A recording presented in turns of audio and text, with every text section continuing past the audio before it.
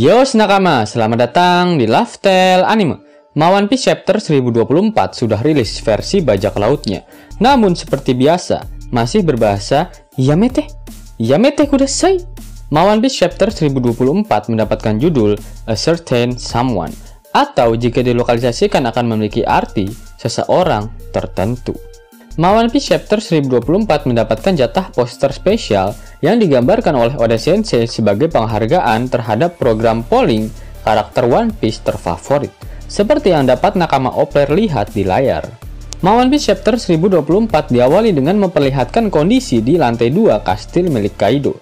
Terlihat siluet seseorang yang berdiri di belakang ruangan kastil dengan beberapa kroco Kaido yang rebahan dengan mulut yang berbusa. Para kroco yang berada di dalam kastil celingak-celinguk, mencari siapa yang menggunakan haki raja pada mereka semua, dan siluet misterius itu pun mulai berbicara. Jika kalian datang kemari dengan tekad yang setengah matang, kalian tak akan mampu mempertahankan kesadaran kalian jika berada di dekatku. Akulah pria yang telah mengalahkan 2 dari Tobiropo, Usohachi, sang pemburu 2 Tobiropo. Hia. 2 Tobiropo? Teriak kaget dari para kroconya Kaido. Yap, siluet misterius itu adalah Usopp yang menunggangi buaya darat, di mana buaya itu adalah pemakan buah iblis Smile dengan perubahan penuh dari buaya di kepalanya. Dan dengan adanya Usopp di kepalanya, semakin menyulitkan dia untuk berjalan. Nami, Otama, dan Speed bersembunyi di dekat Usopp. Speed mengatakan jika haki raja yang berada di sekitar lantai 2 sebenarnya adalah milik Big Mom. Big Mom saat ini sedang bertarung di sisi lain lantai 2 kastil milik Kaido. Speed sangat terkejut karena pancaran haki raja dari Big Mom berefek ke seluruh area di lantai 2 kastil. Nami mencoba menghubungi Franky melalui Denden Mushi. Franky saat ini berada di area yang terhubung dengan panggung utama kastil milik Kaido. Franky masih tidak yakin dengan apa yang sedang terjadi. Dia melihat seluruh kroconya Kaido mulai bergerak menuju ke panggung utama kastil. Pada area tersebut, Franky bersama beberapa anak buah Law sedang menghajar para kroconya Kaido untuk mencegah mereka bermigrasi ke panggung utama kastil, karena di sana sudah penuh sesak, apalagi saat ini sedang PPKM level 4. Shin kemudian berpindah ke lantai 3 kastil milik Kaido, tepatnya di area tempat pertarungan antara Tante Robin dan laba-laba janda hitam, Black Maria. Terlihat tempat tersebut sudah dipenuhi dengan api. Beberapa ekor suku Minks melihat ke arah kobaran api tersebut. Di sisi lain juga terlihat Brook yang sedang melewati jembatan bersama dengan Robin yang berada di gendongannya untuk menghindari kobaran api. Alhamdulillah, mereka berdua berhasil selamat. Meskipun Robin saat ini masih dalam keadaan tak sadarkan diri setelah pertarungan buah-buahan segar dengan Black Maria. Brook kemudian menghubungi Jinbe yang saat ini berada di lantai 4 kastil milik Kaido. Jinbe terlihat masih bertarung dengan kroconya Kaido. Namun di dalam hatinya dia bergumam dan bertanya, mengapa Kaido belum kembali ke dalam kastil dan siapa yang sedang menahannya di atap kastil. Shin kemudian berpindah ke salah satu pintu besar yang terhubung dengan panggung utama kastil. Terlihat banyak sekali kroconya Kaido yang mencoba masuk ke area tersebut untuk melarikan diri dari area kastil yang saat ini tengah terbakar. Namun Kawamatsu dan para petinggi Yakuza menyerang mereka agar tak memenuhi panggung utama. Shin kembali berpindah, kali ini memperlihatkan pertarungan antara Kaido dan anak durhakanya, Yamete. Yamato menyerang menggunakan teknik Narikabura ke arah Kaido, namun Kaido berhasil menahannya menggunakan kanebo keringnya. Kaido lantas menyerang balik menggunakan teknik Kongo Kabura, yang merupakan versi serangan yang lebih kuat dari Narikabura milik Yamato. Yamato berhasil menahan serangan tersebut, namun karena serangan tersebut terlalu kuat, dia pun terpental hingga menabrak beberapa batu. Yamato kemudian bangkit dan mulai berbicara dengan ayahnya. "Kau selalu mencoba untuk membunuhku, dasar ayah durhaka." Kaido pun menjawab, "Tentu saja, kaulah yang durhaka. Ini bukanlah masalah keluarga biasa. Namun jika kau masih memanggil dirimu dengan sebutan Oden, kau harus bersiap untuk berperang melawanku." Yamato pun merengek. "Memangnya salah jika aku mengidolakan seseorang?" Dan flashback dari Yamete pun dimulai.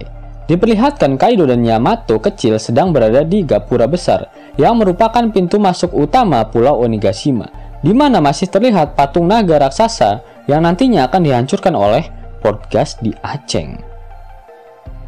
Timeline dari flashback tersebut sepertinya terjadi saat 20 tahun yang lalu, karena terlihat bagian dada Kaido yang masih diperban setelah terkena serangan dan Yamato terlihat dirantai pada sebatang kayu besar karena dia tetap memanggil dirinya sebagai Oden. Dia terluka sangat parah, terlihat juga bagian mata kanannya yang lebam dan dia juga sangat kelaparan.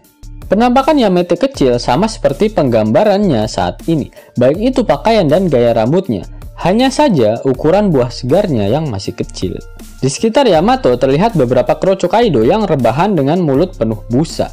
Saat masih kecil, Yamato dipanggil dengan sebutan Onihime atau Tuan Putri Oni. Kaido terkesima ketika Yamato mampu mengeluarkan haki raja dan mengatakan jika anaknya tersebut memiliki potensi. Namun jika kau masih ingin memanggil dirimu dengan sebutan Oden, maka kau harus mati, Yamato, ucap Kaido. Yamato kecil pun terkejut. Kaido kemudian membawa Yamato ke sebuah gua dengan batu besar yang dijadikan sebagai pintunya. Dia pun akhirnya dikurung di dalam gua tersebut. Yamato terikat di sebuah batu besar yang ada di dalam gua, dan dia pun tak berhenti menangis. Ternyata di dalam gua terdapat 3 samurai terkuat Wano Kuni saat ini yang berhasil ditangkap oleh Kaido. Kaido pun berkata pada mereka, "Jika salah satu dari kalian menyatakan untuk menyerah, aku akan membiarkan kalian keluar dari sini, dan kalian dapat bergabung dalam pasukanku," ucap Kaido. Kaido pun meletakkan beberapa pedang serta sencrit makanan di dalam gua, dengan harapan para samurai itu saling membunuh untuk mendapatkan sencrit makanan tersebut. Di sisi lain, Yamato menangis dan meminta Kaido untuk membebaskannya dari gua tersebut. Kaido pun berkata, "Bukankah kau mengatakan jika dirimu adalah Kozuki Oden?" Kaido pun meninggalkan tempat tersebut. Yamato saat ini hanya sendirian di dalam gua bersama dengan ketiga samurai misterius tersebut. Perutnya pun semakin mengerang karena kelaparan. Yamato pun melihat ketiga samurai tersebut dengan seksama dan mulai berpikir jika sebentar lagi dirinya akan mendapatkan gelar almarhumah. Di dalam hatinya Yamato kecil pun berbicara, "Aku adalah Oden, namun aku juga anak dari Kaido yang telah membunuh Oden. Para samurai ini pasti menyimpan dendam besar pada ayahku, dan kemungkinan mereka akan membunuhku sebagai pembalasan dendamnya." Tiba-tiba salah satu samurai tersebut tegak berdiri. Yamato percaya jika sebentar lagi hidupnya akan berakhir. Samurai tersebut mulai mendekati Yamato, namun dia malah memberikannya sencrit makanan yang tadi ditinggalkan oleh Kaido. "Makanlah, seekor samurai tak pernah merasa lapar." Yamato mulai menangis dan memakan sencrit makanan tersebut. Dia tak mampu berhenti untuk menangis meskipun mulutnya dipenuhi dengan makanan. "Aku tak akan pernah melupakan nasi padang ini selama hidupku," ucap Yamato. Setelah Yamato selesai makan, seekor samurai yang lain pun berdiri dan mengeluarkan pedangnya. Dia memotong rantai milik Yamato dengan sangat mudah. Yamato mulai berbicara pada samurai tersebut dan menanyakan namanya. "Seekor samurai yang telah kalah tidak memiliki nama. Panggil saja aku Nanigashi," ucap samurai tersebut. Saat samurai itu berbicara, kita dapat melihat dengan jelas bibit, bebet, dan bobotnya. Dia sangat mirip dengan Zoro, namun terlihat beberapa tahun lebih tua. Dia juga memakai perban di kepalanya dan mata kirinya. Pada chapter kali ini namanya tak disebutkan, begitu pula dengan kedua temannya. Namun sepertinya dia adalah Shimotsuki Ushimaru, daimyo dari distrik Ringo. Ketiga samurai tersebut sangat bersimpati dengan Yamato dan mengatakan jika mereka bertiga juga sangat menyukai Kozuki Oden. Yamato kemudian memperlihatkan kepada mereka jurnal perjalanan milik Oden, dan ketiga samurai itu pun terlihat kaget. Akhirnya kita dapat melihat bentuk wajah dari kedua samurai sisanya. Salah satunya memiliki bentuk muka yang panjang dengan alis besar dan jambang, dan dialah yang memberikan nasi padang pada Yamato. Lalu yang satu lagi memiliki kepala berbentuk segitiga sama kaki dan tali yang terikat di jidatnya, serta riasan wajah yang mirip dengan pemain kabuki. Yamato berkata jika dirinya tak mampu membaca apa yang dituliskan dalam jurnal tersebut, dan dia meminta para samurai tersebut untuk mengajarinya membaca. Akhirnya terjadi ikatan yang erat antara mereka berempat, dan saat beberapa hari Yamato diajarkan cara membacanya, dia terlihat sangat antusias dengan segala hal yang dia temukan dalam jurnal tersebut. Setelah 10 hari, kondisi Yamato mulai melemah. dan bahkan hampir mati karena tak ada makanan yang bisa dia makan. Salah satu samurai berkata, "Jika Kaido sangat menginginkanmu untuk mati, kau tak akan bisa hidup lebih lama untuk melihat pertempuran yang sudah diprediksi oleh Oden sama, karena hal itu akan terjadi 20 tahun lagi." Yamato menanggapi dan berkata jika dirinya mampu hidup sampai hari itu, dia berjanji akan bertarung untuk Wano Kuni. Orochimaru pun berkata jika mereka bertiga akan membantu Yamato supaya tetap hidup, agar mampu ikut serta dalam pertarungan tersebut, karena 20 tahun merupakan waktu yang terlalu lama untuk mereka bertiga. Orochimaru pun melepaskan bagian atas dari kimononya dan menarik keluar kedua pedang miliknya. Di bagian punggung Orochimaru terukir tato dengan dua pedang yang saling menyilang. Simbol itu sama dengan yang ada di baju serta padepokan milik Koshiro, gurunya Zoro, dan simbol itu merupakan simbol dari klan Shimotsuki. Kemudian ketiga samurai itu menghancurkan batu besar yang merupakan pintu masuk dari gua tersebut. Mereka langsung bergegas untuk bertarung melawan Kaido. Flashback pun berakhir. Yamato kembali mengoceh. "Katakan padaku, mengapa kau mengambil alih kebebasanku? Mengapa kau mengambil kebebasan dari Wano Kuni?" Kaido pun menanggapi perkataan Yamato. "Dasar, kau bocah bau kencur. Dunia ini tidak bisa dijelaskan hanya dengan pertanyaan dan jawaban konyol seperti itu." Benar-benar perkataan Kaido yang sangat membagongkan. Sepertinya ada sesuatu hal dari Kaido yang berkenaan dengan kehidupannya di masa lalu dan belum diceritakan oleh Oda Sensei. Yamato dan Kaido menyerang secara bersamaan menggunakan kanebo kering mereka, Raime Hake.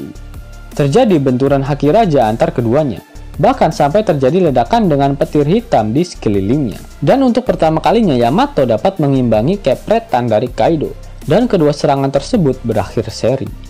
Nah, ada hal yang menarik jika kita memperhatikan dengan seksama dan tempo yang sesingkat-singkatnya pada Yamete kecil. Apa itu? Yap, tanduknya. Yamato kecil sudah memiliki tanduk dan tanduknya pun masih kecil, mengikuti ukuran tubuhnya, sehingga dapat disimpulkan jika tanduk itu adalah asli. Sama seperti Kaido, kedua tanduknya adalah tanduk asli. Coba saja lihat perubahan naganya. Tanduk Kaido berjumlah 4 buah. Dan coba bandingkan dengan perubahan naga Momo. Dia hanya memiliki 2 tanduk di atas jidatnya. Nah, apakah manusia normal memiliki tanduk? Kaido bukanlah ras manusia ikan ataupun ras raksasa Ors, karena tingginya bahkan masih kalah dengan tinggi Jack. Ingat, Big Mom pernah berkata jika hanya tinggal 3 ras lagi yang belum dia miliki, yaitu ras raksasa, rasnya King, yaitu ras Lunaria, dan 1 ras lagi kemungkinannya adalah rasnya Kaido. Nah, ada satu petunjuk mengenai rasnya Kaido pada One Piece chapter 1024 ini. Yap, panggilan dari Yamato saat dia kecil. Para kroco Kaido memanggilnya Onihime, alias Tuan Putri Oni. Sepertinya Kaido dan Yamato masuk ke dalam ras langka, yaitu ras Oni. Apalagi ditambah dengan fakta dari perkataan Marco yang mengatakan jika dahulu pulau yang saat ini ditempati oleh Kaido bukan bernama Pulau Onigashima, alias Pulau Oni. Yap. Bahkan dress code dari bajak laut kebun binatang milik Kaido mengharuskan para kroconya memakai aksesoris berupa tanduk. Sepertinya nasib dari ras Kaido ini juga sama dengan ras Lunaria yang diberantas oleh pemerintah dunia. Itu mengapa Kaido berkata Yamato jika dunia ini tidak sesimpel pemikirannya, serta Kaido juga ingin sekali berperang melawan pemerintah dunia. Sepertinya Yamato benar-benar akan menjadi kru SHP selanjutnya. Apalagi dia memang sangat ingin berlayar seperti Oden. Jika benar, maka dia adalah pengguna haki raja ketiga setelah Luffy dan Zoro di bajak laut topi jerami nantinya.